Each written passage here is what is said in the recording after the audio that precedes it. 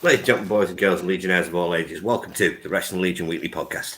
I'm Nick the Geek, and I'm, as always, joined by my cohort, my co-conspirator, the Redeemer himself, Andy. Andy, how the hell are you doing? Hello.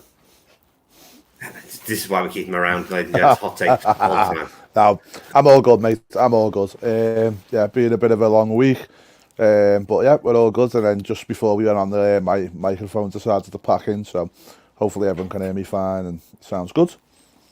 You sound good to me, mate. Technical issues, what can you say? As you will notice, ladies and gents, normally we are a triumvirate, but today we are unfortunately not joined by Simon. Simon is dealing with some family stuff. All the best wishes out to you, mate. Hope everything goes well. Yeah, I love you, Si. Right, but the show must go on. This week we have a simple topic.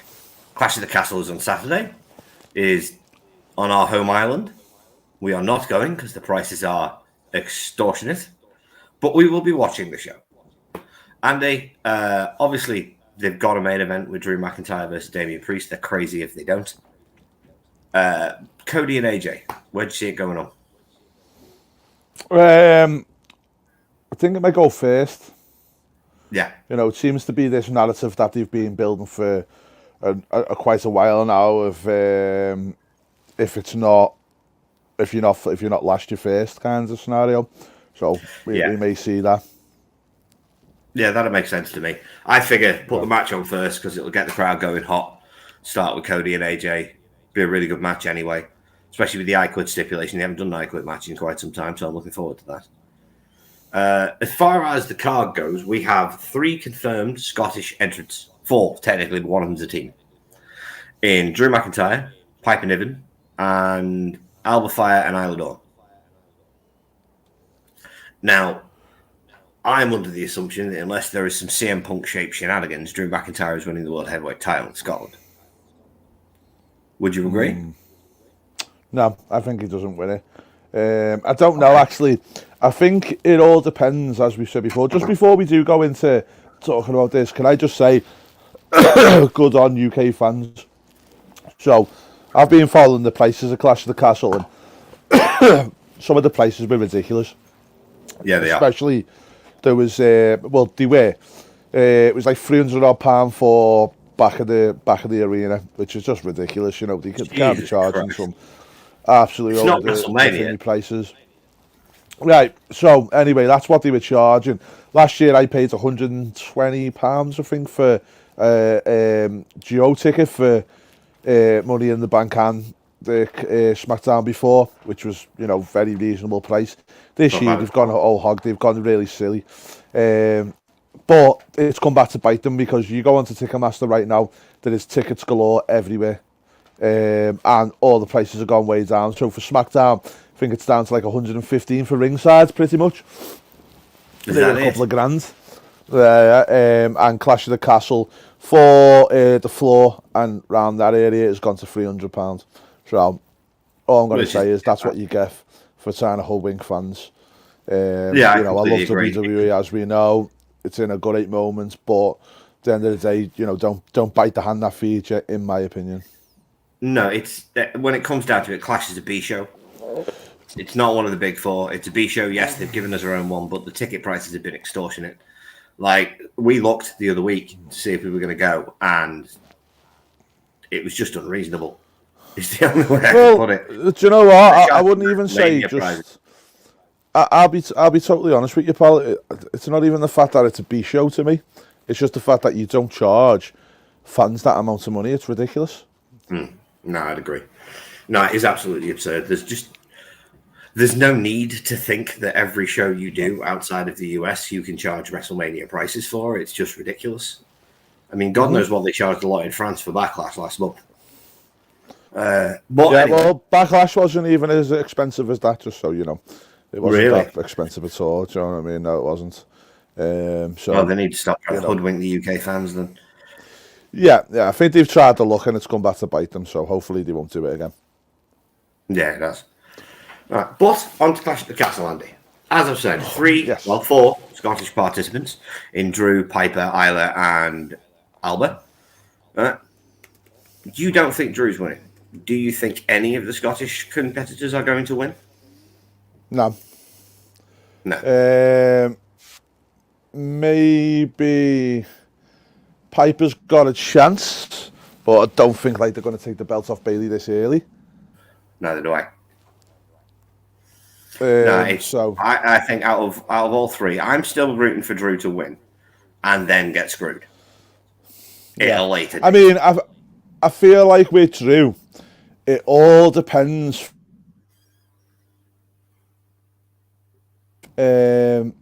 Thing, so where he's at, because if he's ready to go for SummerSlam, then you probably do it here. Yeah, this is true. Yeah, wouldn't you want Punk versus Drew to be a world title match? No, because it doesn't necessarily need the belt, but it would help it. From Drew's side of things, I think it'd help it if he was world champion going into the match, because it's more fuel to his fire. No, not for me. Not for me. I just don't. Okay, I don't see the need for the belt in that, and I think the way that it is around that type of thing now is, if you turn around now and do that, then you're kind of taken away from other stuff you could do, like Gunther, for instance. True. So in my opinion, well, that's the thing. Gunther does have his shot at SummerSlam, but I think Gunther's going after Cody. I don't. I think it's stupid because now I feel like Gunther needs to win. Okay. So yeah, do you really see that Cody? What are you going to do? Just feed him to Cody to be? He's a future star. So why would you feed him to Cody? This is true, but at the same time, he doesn't have to lose. He doesn't, but at the same time, it's kind of, do you really need to go into these stupid thingies right now? Well, no, but at the same time, there's too many of them. Think of it this way: we've just come off a 1,300 and whatever day title reign from Roman. Cody's run doesn't need to be that long. None of Austin's runs lasted up to 6 months. It's quite possible that Gunther beats him decisively for the belt, and then Cody wins the rematch, which doesn't hurt Gunther because Gunther's already beaten him, and then it puts Gunther up in that echelon of world title contenders where he's a former champion, and then you can run Cody Gunther back again. It's like I think a lot of people have got used to having these long title reigns, and I'm not saying you need to hotshot the belt, but I'm saying it's not always a bad thing to have a reign cut short and then picked up again later. Yeah, and I think that's probably where you're at with it, isn't it? It's like you don't need to keep the belt on Cody. I get that, but unless you're going to have Gunther win it, I keep him away from Cody for now, because I don't think it does anything for Gunther by doing that. I mean, honestly, if it was myself, I'd prefer a Gunther Drew match at SummerSlam. I think a Gunther Priest match. I think they're both going to be excellent. We've never seen Gunther Priest either, so that'd be a really interesting clash, especially with Priest's style, who is very heavy on striking, but he does a lot of kicks. And Gunther likes to break down people's legs and arms and so on and so forth. So I think it'd work quite well with them going back and forth. I think they'd have good chemistry. Yeah. I get it. I mean, there's a lot of different options there. I mean, as I say, I just think it all comes down to Punk and Drew. That's going to happen. Well, I think that might happen at Money in the Bank, because Gunther's got his title shot at SummerSlam regardless, and you're not going to make it a triple threat. But there's one way around that. Don't have Drew win it, because the whole story is CM Punk cost him at WrestleMania, and Drew can't get him out. He said he lost the belt because of CM Punk. So you could have something similar where Priest has, he has Priest on the ropes. Priest, he's got him ready to go. CM Punk turns up, and instead of finishing him, Drew then goes after CM Punk and loses again. Yeah, this is true. This is a good idea. Sorry, I'm just getting the Clash of the Castle match card up so we can do our predictions. Yeah. But more at the same time, I feel like WWE at the moment like to do moments, so you may get him beaten I mean, you could have Drew win a clash and then on the next Raw, you could have a rematch between Priest and then obviously Punk cost him. Entirely possible. Right, well, while we're here, Andy, we're going to go through our predictions. I've got the card up on my phone. Now, one of these matches I already know is wrong because Ricochet is no longer on television after Monday night. He's been written off because I still think he's going to turn up at Clash. Well, his future is in doubt, shall we say. So at the moment, it is Ilya Dragunov versus Bron Breakker. Who have you got and why? Breakker, gotta be. Unfortunately, Dragunov's getting fed to him, which is quite a crying shame, but I think it'll be a really good match. But I do feel like WWE using Dragunov here to further Breakker. Right, I'm going to find a new card because that's not correct. That is not correct. It says Gunther versus Randy Orton. That has not been advertised for Clash of the Castle. No, it hasn't. So that's part of the rubbish. Yeah, right. Okay, here we go. That's more like it. So, we've already gone. Yeah, see, Breakker versus Dragunov's not even advertised for the card. I didn't think it was. No. Right, now we're starting at the beginning of the card in the order that I think they're going to do the matches in. So, AJ versus Cody. I quit. Who have you got and why? Cody wins because he doesn't quit. Yeah, that's literally what I was going to say. There can be shenanigans with the OC, but Cody's going to win this match and feud. I don't think they're going to swap the belt between Cody and AJ just yet. They've done a very good job of building AJ up this time to put a bit of doubt in people's minds. Yeah. But I still think Cody's going to win regardless. Yeah, okay. Same here. I don't see...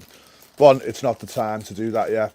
And two, I just feel like Cody is, the whole character and the way they've built him with this finish the story, blah, blah, blah. It's like, you can't have him quit. No. I honestly, I think we're still getting Cody Rock next year's WrestleMania, so you can dream still, Andy. It's another year, but you can still dream. My dream's already been fulfilled. This is the thing, my dream's been fulfilled now. Mm-hmm. This is true. Yeah, but wouldn't you like to see him win one more world title? Oh, yeah. Right. Sami Zayn versus Chad Gable for the Intercontinental Championship. Who have you got and why? Gable. I think it's time. I agree. I've explained to you my theory is you put the belt on Gable now, you build him up as a mega heel champion. You have Ludwig Kaiser win a number one contendership gauntlet or something running into Bash at Berlin. And then you have the American in Chad Gable versus the hometown conquering hero in Ludwig Kaiser, the only German on the roster, and he wins the IC title. So I'm in complete marks with you. I think Chad Gable. Right. Okay. Women's Tag Team Championships. Bianca Belair and Jade Cargill defending against Alba Fire and Isla Dawn, and Shayna Baszler and Zoe Starks. I think this is pretty obvious.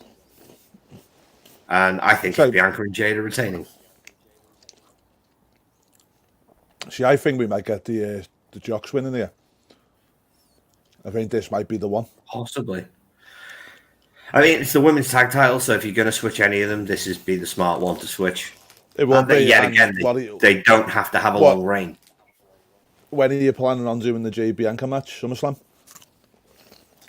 I think they're going to hold that off till Mania. So Jade's got a year under a belt. So what, you just have them in the tag team division for the year? Do you think Bianca Belair is going to do that? I think she would, if she knew it was going to get her something in the long run. Bianca's a team player. She is, but she's always on the Mania card anyway. This is true. All right, so you're going with Alba Fire and Isla Dawn? Yeah. Right, well, I'm going with Jade and Bianca. Because I just don't think they can take the titles up right now. Okay, and then we have Bayley versus Piper Niven. I think we already discussed this. Bayley, I think, is both our answers. Yeah, I just don't think they're going to take the belt off Bayley this early. And I think the whole point of the Piper match is to help build her up for the Nia Jax match. So she's gone through one monster and then she... Yeah, but also I feel like they're going to have a belter match because Piper can go. Yeah. Yeah, Piper's great. I mean, I've watched Piper since she was Viper on the UK indie circuit in Progress and WCPW and Defiant and everywhere else. And she's always been an incredible wrestler to watch live. She can really move. She's got timing. She is a hell of a lot better than she has been treated in WWE for the past 2 years. And I'm hoping that this match is like a coming out party for her, where from this point on she'll be taken a bit more seriously. Yeah, and Bailey can go as well, and I think the two styles will mesh well. Yeah, I'd agree. I think Bailey's really good against bigger women. She always has been. She's very good at playing the sympathy role as a babyface and getting her ass kicked. So I think she'll do a really good job in there with Piper. I think she'll put her over to death.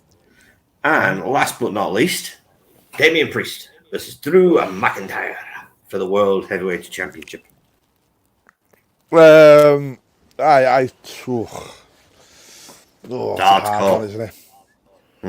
I'm going to go with Damian. All right, well, I'm going to go with Drew. No, I'm going to go with Drew. Okay, well, we've got Because one match. I feel like he was hard done by in the. He was hard done by In the ring. in Wales last time. I think he was very hard done by in Wales last time. I mean, there is... No, that wouldn't work. So that doesn't matter. Ignore that. Yeah, so that's our prediction for the Castle Andy. We have one match difference. So it all comes down to the Women's Tag Team Championships. Are you prepared to lose your championship? Definitely not. But you're going to. I'm definitely not.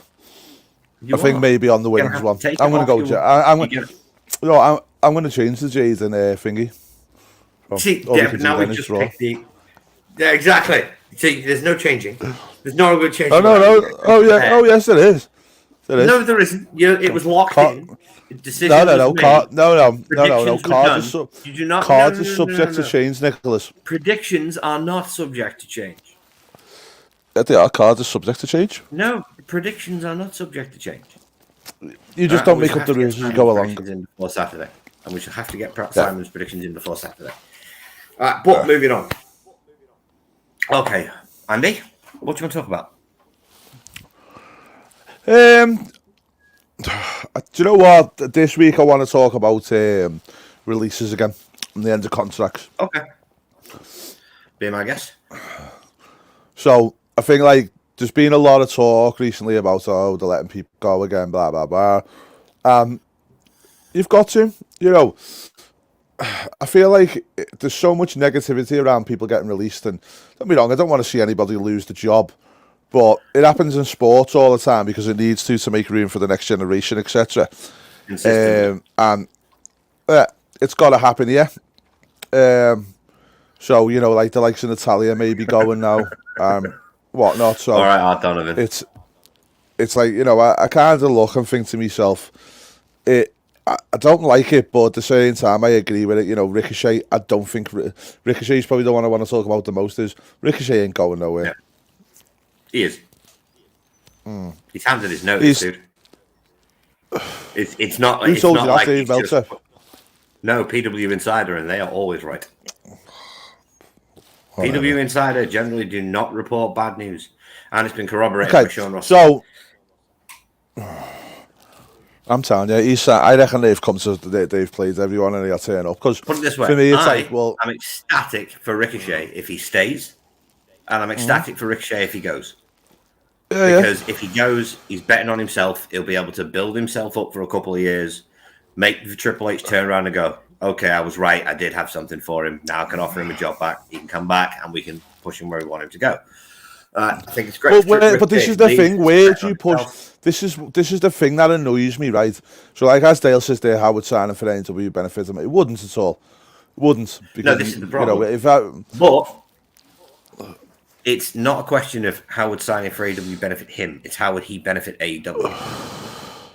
And it depends realistically, on, AEW, due to their massive injury list, need as many big names as humanly possible. Ricochet's a big name, especially among that crowd. In front of the AEW crowd. If he's got any sense, he'll stay on the Indies for me. Well, I honestly think there's a very good chance he goes to New Japan and decides to win the best of the Super Juniors again. Yeah, but also as well, the other thing is, like what you've just said then, Triple H will see what he's worth and bring him back. What's he worth, Nick? Money-wise? Or do you mean... No, what's he worth? So where on the cards is he worth? Where should he be Upper on mid. the cards in your... Upper mid. Upper mid. Okay. Yeah, he should be competing for the IC Championship, the US Championship. And is he not? There is all the... Being here's over the the thing. time? There is... Hang Was on. he not? Was he not? Was he not IC champ? Yeah, but how long ago was that? And then he's been milling about for a year. Right? Because Gunther had the point title is- for so long. No, that's fine. But there's a US champion sat right there who doesn't do anything. But he still Right? brings a lot more It- commodity it's- to the product. The simple fact is Ricochet is a world champion all over the planet. If he decides to go to AEW, it's good for him in his opinion, and that's what matters. But he's That's the not best going to be a thing world about champion in having so AEW. many- But answer the question then. If he goes to AEW, is he going to be further up the card? Yes. Bullshit. No, they'll put him further up the card. Unfortunately, he'll probably do exactly what Jay White and a lot of the others did, which is come in, get that initial run, and then get lost in the shuffle. But for that initial run, he'll be higher up on the card for the Ospreay match, for the Phoenix matches, so on and so forth. The problem Ricochet has. So let me ask you that. So does he play the smart card and come in on a temporary thing with AEW, do them matches and then go off again? I think there's a good chance Ricochet is going to let his contract run out to do a bit of negotiation to see how much he'll get here versus how much he'll get in WWE. I just don't see me any personally. wrestler at this point in any wrestler at this point in the career when they're in the 30s, like Ricochet is, has to start thinking financially. Yeah. Same reason Ospreay went to AEW, because Tony Khan was willing to offer him a stupid check that Triple H wasn't willing to offer him. Same with Okada. They went where the money was being offered. Same with MJF. 15 million for 3 years or something he's getting. That's a hell of a lot of money. Yeah. If Tony Khan is willing to flash the checkbook out for Ricochet, I do not blame Ricochet for going AEW. But I honestly think he's playing both sides against the middle. He's trying to see who offers him the best deal, and that's where he's going to end up. He does, and I really like, what does I say? I think the only thing WWE potentially failed him on was marketing and merchandise. I don't remember one shirt at the point of sale that has his name on it. That's a good point. Yeah. That's a very good point. They did. It is. I mean, there's Well, that old future. He was wearing a T-shirt from 2016 on Monday Night Raw. I mean, the thing is, that annoys me. The thing that really annoys me is, like, people go on, Ricochet should have been used more. Chad Gable should have been used more. Blah, blah, blah. It's like, at some points they have been used, but newsflash, they've only got so much time on television each week. There's only so much room on the top of the card. Yeah. So it's kind of like, well, Ricochet's always been that constant on TV. And it's Ricochet like, has what I like to refer to as Rey Mysterio potential. Ricochet is good enough to have an incredible match with anybody. Unfortunately for Ricochet, he's not the best promo. Never has been. He's got a lot better. I mean, since he went to WWE. I just look at it as though with Ricochet, it's like he's an attraction. You look at him and you see the flips and everything else, and you go, "Wait, that's great." But he's not a world champion, mate. He's not. That's what they said about Rey Mysterio, and he was. Ricochet has Rey Mysterio potential. Ricochet could be a world champion for a short period of time. We're talking a Kofi. Rey Mysterio is different, mate. Rey Mysterio with the mask and the marketing and everything else, it's a different kettle of fish, mate. Yeah, but that's my point. Ricochet has all the tattoos. He's just as marketable, dude. They just don't market him right. No, he marketed himself for 15. He marketed himself for 15 years on the Indies, and he made a lot of money doing it. The guy is marketable. Great, he's made a lot of money, but he has the potential to be a world heavyweight champion. He always has had. No, he doesn't. He is more than good enough in the ring to carry a world title. Mate, he's not that necessarily doesn't... going to be WWE. He's not going to get Cody's belt in any way, shape, or form, but he's good enough to carry Rollins' belt. Or... No, he's not. He's not. He is. He's not. Why isn't he? Totally. Because, one, he's not marketable as much as what you think he is. Why isn't he? He's great in the ring. Why is he not marketable? He's very toyetic. he's, I don't know. I just don't see it. You know what I mean? He doesn't stand out from the crowd to me. Yeah, he should. The NWA need all the talent they can get right now. Yeah, I mean, Uh, he's good. Don't get me wrong. He's great in the ring and it's great to watch him. But even when he's done that storyline with Logan Paul, with his missus and stuff like that, it was Paul and his missus carrying it. Ricochet done what he's done in the ring, and that was about it. Well, like I said, the one thing about Ricochet is he's never been the best promo.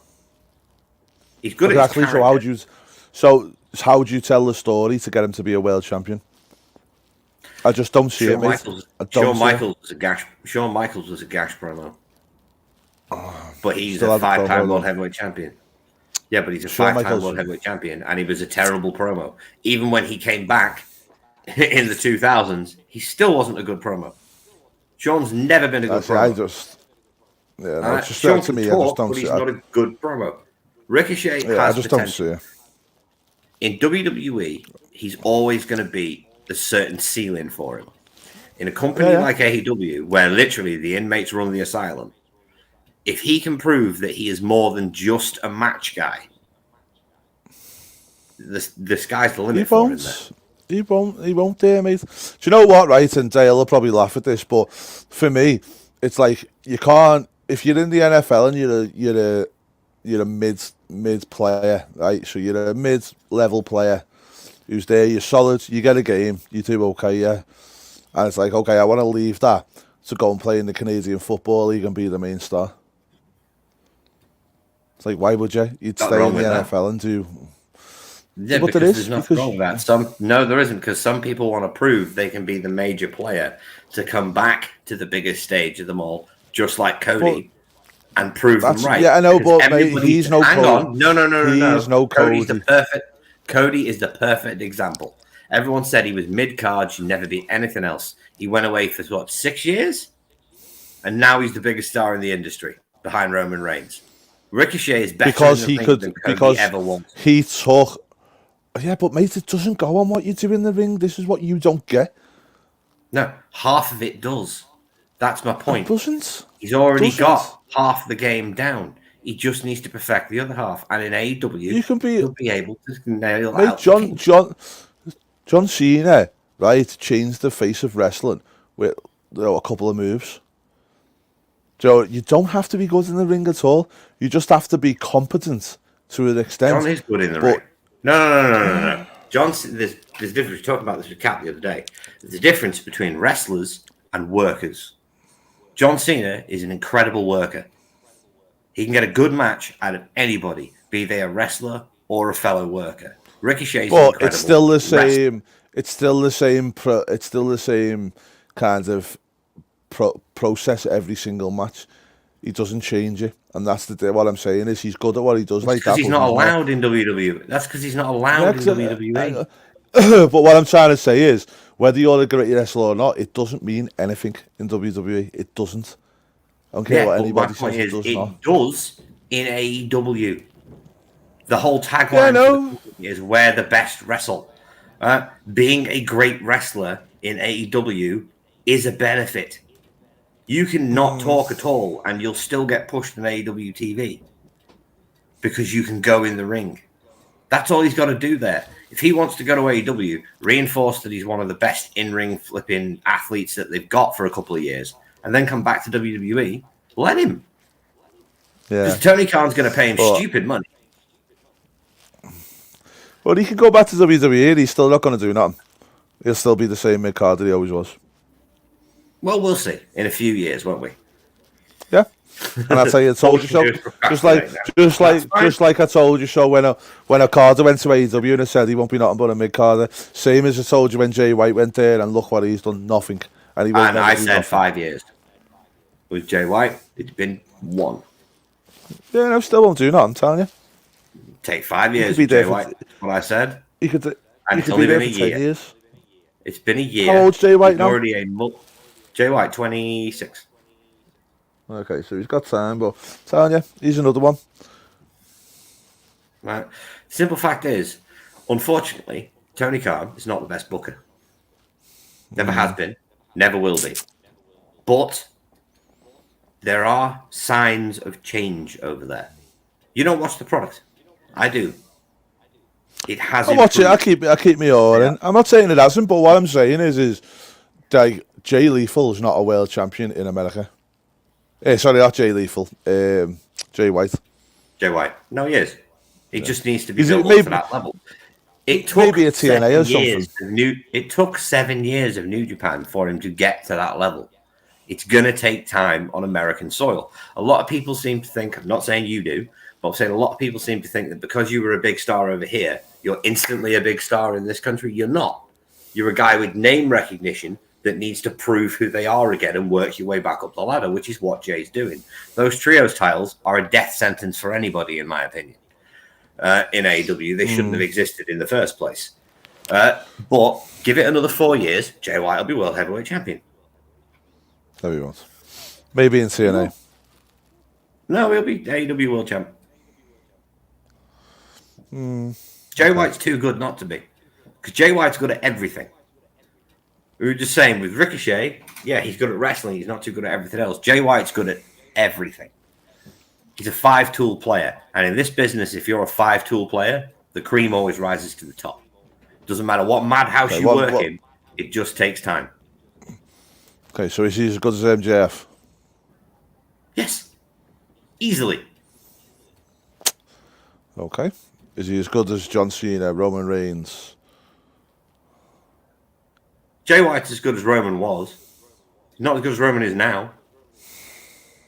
Yet again, it takes time. You've got to realize Roman Reigns failed miserably for 10 years nearly. They've been getting shoved down our faces of babyface. Yeah. Randy Orton, is he Randy Orton's level? Is he CM Punk's level? Randy Orton's been in the business for 27 years. He's an absolute legend. CM Punk's been in the business for 25 years. He's an absolute legend. Yeah. These guys are new generation wrestlers, Andy. They have to be given He will never get to that level. He'll never get to that level. He will. Jay White is one of the best wrestlers on the planet all round. From his promo game to his character to his in-ring work. Jay White is a phenomenal wrestler and a phenomenal worker and a phenomenal talker. The cream always rises to the top. He just needs time.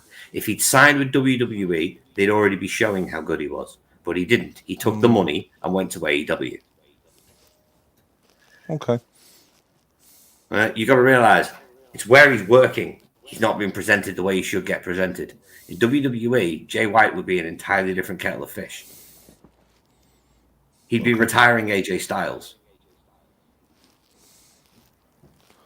Because Triple H likes history. And now they mentioned New Japan and the history of New Japan and so on and so forth. And they have 90% of the original Bullet Club members in WWE. If they got Jay White, he'd be retiring AJ Styles. It's like Adam Cole. Adam Cole done all right in the NXT, but never done nothing on the main roster, did he? No, because he never went to the main. Yeah, says it all. Because he went to AEW. You can't use that as a comparison. He never went to the main roster. And realistically, if he'd gone to the main roster, Vince wanted to cut his hair and turn him into Keith Lee's manager. That's why he went to AEW in the first place. Triple H would run Adam Cole completely differently. Look how he was treated in NXT. It all comes down to how they're booked. Like, you can be the greatest thing since sliced bread, but if you work for a moron who doesn't know how to book a company, Tony Khan, right, then you're only going to be able to climb so far on your own back, and it's going to take more time. You put a lot of those guys under the WWE umbrella where they know how to build a star, where they understand how to present somebody and hide the weird negatives and accentuate the positives. It's a totally different kettle of fish. Jay White would probably already be US champion by now if he was in WWE. He wouldn't even be on the main roster, mate. Yeah, he would. No, he wouldn't. You just don't like him. It's not that I don't like him. He'd still be in NXT because the same reason is half the WWE fans wouldn't even have a clue who he was and wouldn't really care. Well, that's fine. Put him through NXT. Because by the time he goes through NXT, everyone's going to care. Nobody knew who Ilya Dragunov was. Yeah, no, people still don't really care that much on the main roster. Yeah, but they're going to. It's just going to take time. Yeah, hope so. Everything takes time. Everything takes time. These days, everyone is so used to instant gratification, getting everything now to the minute, whenever they want, that they're not willing to take time. Look at the Bloodline story. Would that have been half as good as it was if it wasn't done in 3 years? I just think the problem that you've got. No, I understand that, but I just think that the Elite and Tony Khan are just. He won't get there, mate. I don't think. He will. It just takes time. The problem that Tony Khan's got is he listens to the young fucks and he listens to their mates, and he generally doesn't say no a lot. To be honest, it'll be interesting to see if AEW is still in business in 3 years. This is true. It's a very good point. Yeah. I mean, Dale hits the nail on the head, as we always say. AEW, nobody in the AEW makes me care. They don't. Will makes me care because he's really good at his promos. MJF makes me care. Jay White makes me care because they're good at translating who they are. And FTR make me care. But unfortunately, FTR are out for the foreseeable future because Dax Harwood has hurt his back quite severely, and he's out for an indefinite amount of time. He's done quite a bad one, hasn't he? Yeah. Did it in the ladder match. Tried to wrestle through it, then re-injured it again in the couple of tag matches he's had since. And now, obviously, he's out indefinitely. So, best wishes out to Dax. And Cash will get some well-deserved time off to heal up himself. So, can I ask you then, Nick? What do you want to talk about? What do I want to talk about? Chris Jericho. My guy. I want to talk about Chris Jericho because I currently am one of the few people in this media that absolutely adores the Learning Tree gimmick. I think it's fantastic. That makes two of us, my friend. No, it is amazing. He has taken all of the venom, vitriol, and nastiness that he receives online, and he has gone, I'm going to make that the core of my character. I'm going to make my character totally oblivious to any of this and act like everything. It is genius. And the addition of Brian Keith and Big Bill, which I wasn't sure about at first, works. It really works. He's going to get Private Party over again because he's going to be working with them as of this week because they're guests on the Learning Tree with Chris Jericho, which I'm really looking forward to. I do not understand half the people out there that keep telling Chris Jericho to go away. Because you're the businessman, Andy. Chris Jericho is the biggest name in your company. Do you have him on TV every week? Yes. Exactly. Everyone keeps going, oh, Jericho needs to go away. No, he doesn't. Chris Jericho is the most recognizable name in AEW. Besides Adam Copeland. Adam Copeland has a broken leg, and he's not recognizable as Adam Copeland. He's recognizable as Edge. Chris Jericho is the most recognizable name in AEW. Chris Jericho is the biggest star in AEW with name value alone and for his career and everything else he's done. Not having him on TV when he's able to be on TV is stupid. Because you'll know this yourself, Andy. Casual fans flip through the channel, they see Chris Jericho, I wonder what he's doing. Well, that's enough to get that casual fan to stay on TV, and then you show a promo package of, say, Danny Garcia, and people go, oh, he looks okay. Or Tony Storm or one of the others. You get Jericho to bring in the casual fans. They then stick around and see if they like the rest of the show. For me, the Learning Tree is genius. It's bloody hilarious. I've laughed every single week. Just the nasally tone to his voice when he talks now. Hey guys, hi, how you doing? It's brilliant. What's your general opinion on it? I love it. I love it. As I say, I'm probably same as you. It's the most entertaining thing on AEW at the moment, and I like the way that he just trolls people with it. I think it's great. Yeah, it's freaking brilliant. And I'm really hoping he stays in character all the time because I'd really like to meet this version of Chris Jericho one day. A couple of people have said that it reminds them of Jericho when he was with Kevin Owens, the list gimmick. And I don't agree. I think he's repackaged himself again. There are elements of the other Chris Jerichos, but I think there's supposed to be elements of the other Chris Jerichos. Yeah.